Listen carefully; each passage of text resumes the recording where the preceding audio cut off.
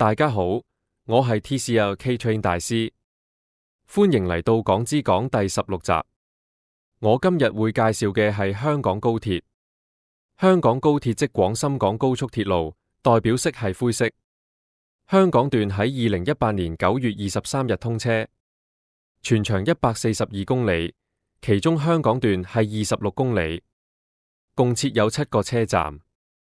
廣深港高速鐵路來往香港西九龍及廣州南或廣州東，途經福田、深圳北、光明城、虎門、南沙北、東莞南、常平、東莞同廣州新塘。現時輕鐵主要用車係和諧號、復興號同九列動感號。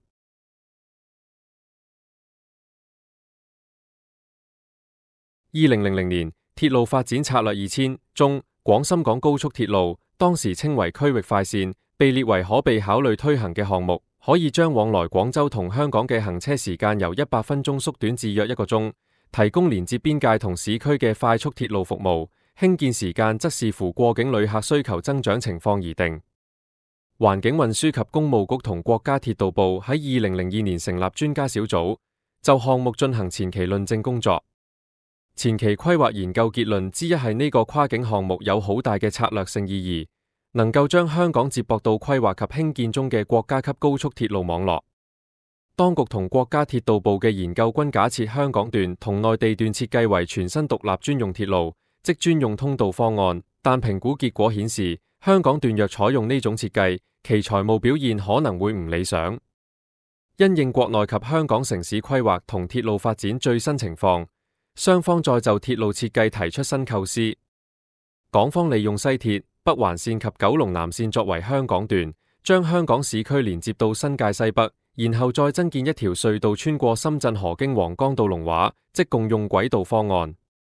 當時九鐵主席田北辰喺2005年6月向傳媒表示，研究以西九龍作為終點站，並同西鐵車站相連，而建造方法有兩個方案。第一係喺西鐵旁興建一條直達西九龍嘅新鐵路，其次係部分路線沿用西鐵線並加設接駁路段前往。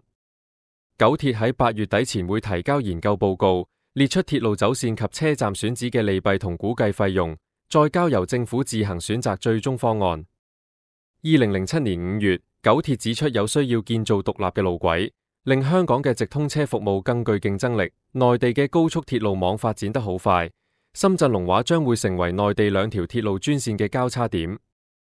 因此決定推倒以西鐵共用軌道方案興建高鐵香港段嘅計劃，改為建造長達30公里嘅鐵路專用隧道，節省行車時間。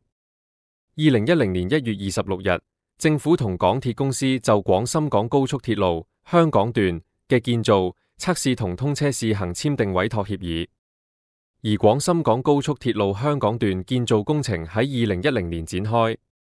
並於2018年9月23日正式通車。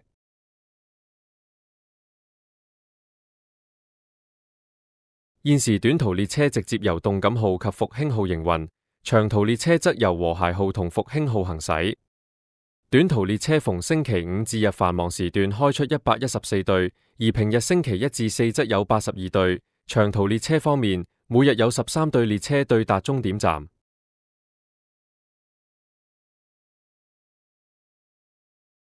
2019年1月29日，有傳媒透露西九龍至福田同深圳北短途班次嘅客量唔算理想。港鐵同內地商討，往來西九龍站至福田同深圳北兩站嘅乘客喺購票後，可以免硬性規定乘搭指定班次，而可以自行選擇乘搭時間，達到地鐵化嘅效果。2019年5月6日，車務總監劉天成表示，港鐵正同中國鐵路總公司檢討高鐵香港段連作，以疏導東鐵線車廂擠迫情況。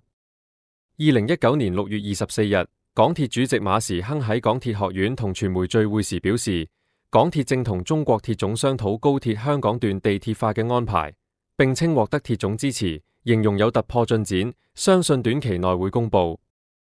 2023年8月8日，港鐵宣布8月14日起為往返香港西九龍站同福田站嘅乘客推出靈活行。而2024年3月15日，港鐵宣布3月18日起，高鐵靈活行擴展至直接往來深圳北站，以及經福田站往返深圳北站為終站嘅班次。今日高速鐵路嘅介紹就完到呢度，下集我會講古洞站，未完待續。